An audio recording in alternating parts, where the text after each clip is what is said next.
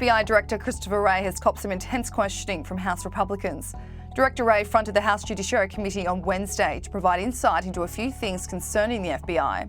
One of the most interesting things is that Mr. Wray couldn't confirm or deny that President Joe Biden is under investigation by the Bureau. Take a look.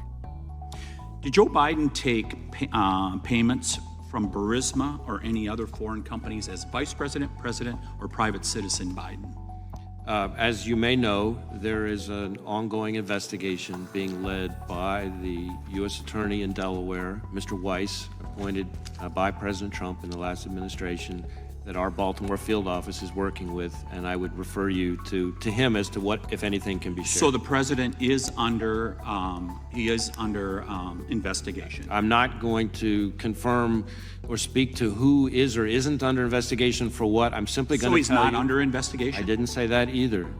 By long-standing department policy and practice, I'm not going to be confirming or denying who is or isn't under investigation. What this is in relation to is the fact that it's alleged the FBI have in their possession an FD 1023 form which details a criminal bribery scheme between Joe Biden and a foreign national. It's alleged President Biden could have pocketed $5 million from a Ukrainian executive from Burisma Holdings in exchange for sharing government policy decisions while he served as the vice president under the Obama administration. The company Joe Biden is alleged to have dealt with is Ukrainian gas company Burisma Holdings, which his son Hunter Biden was paid millions of dollars to sit on the board of between 2014 and 2019.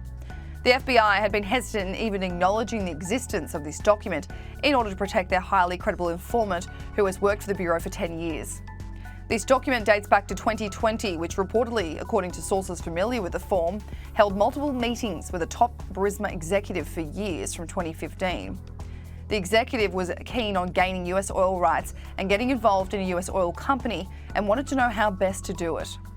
This source claimed to Fox News last month that both Joe Biden and Hunter Biden were paid $5 million as some kind of retainer to deal with a number of issues, including an investigation into Burisma Holdings led by Ukrainian prosecutor Viktor Shokin. Joe Biden would go on to strong-arm the Ukrainian government into sacking Viktor Shokin by threatening to withhold $1 billion in foreign aid. After Chairman of the House Oversight Committee James Comer sent a subpoena to the FBI to hand over this document, the Bureau allowed members on the committee to review the redacted version at Capitol Hill. Senator Chuck Grassley then told the Senate floor that this Ukrainian executive could have kept audio recordings between him and the Bidens as an insurance policy. The foreign national who allegedly bribed Joe and Hunter Biden allegedly has audio recordings of his conversation with them. 17 such recordings.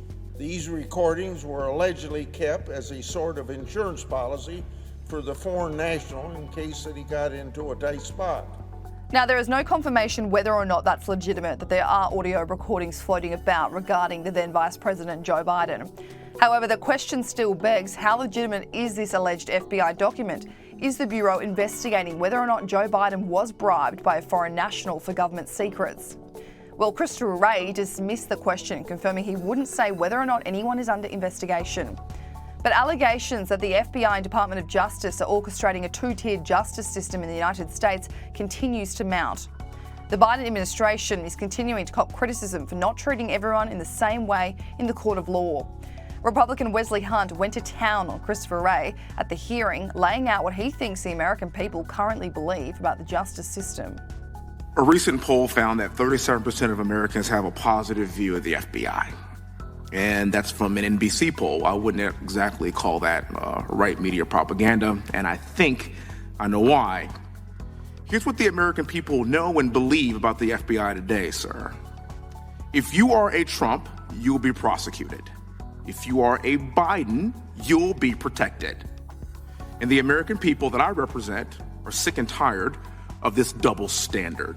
I obviously disagree with your description of the two standards. In my view, at least under my watch, we have one standard. Okay. And that is we're going to pursue the facts wherever they lead, no matter who likes it. And I add that last part because especially in sensitive investigations, almost by definition, somebody's not going to like it. Another thing to happen in this hearing was that Christopher Wray was questioned about Hunter Biden's laptop. When the contents of the president's son's laptop was dropped in October 2020, it was passed off as Russian disinformation just 3 weeks before the presidential election. Social media giants censored the story, with Twitter blocking any user from even sharing it through direct messages. However, when IRS whistleblower Gary Shapley testified before Congress in late May, he said that the FBI had verified the contents of the laptop in November 2019. So if the Bureau knew that this was verifiable, then why did they warn about this story potentially being Russian disinformation and also pay them to research the facts? When there are payments to social media companies, that is by longstanding federal law going back, I think, about 4 decades, where we have to pay companies for their costs in responding to legal process. And it's not just social media companies, it's other kinds of businesses as well. Well, when those stories get out, and you understand, and certainly the dossier story, and I know that wasn't under your watch, but also the Hunter Biden laptop story, that, to me, looks political. To the American people, it looks political. And I'm just an everyday guy. I'm not an attorney, Mr. Wray, just an everyday guy. But to me, it looks extremely political, and that is why you're having trouble keeping the FBI's reputation afloat. Republican Congressman Jim Jordan, who has been highly critical of the FBI, laid into the Bureau on Fox News. They pre-bunked this story, and Facebook specifically asked the FBI, is the Hunter Biden story Russian misinformation? And the FBI said no comment. This is after they had the laptop for an entire year, after they'd been telling all the big tech companies, get ready for a hack and dump operation. It's coming, and it's going to involve Hunter Biden. And then it happens, and they get that fundamental question, no comment.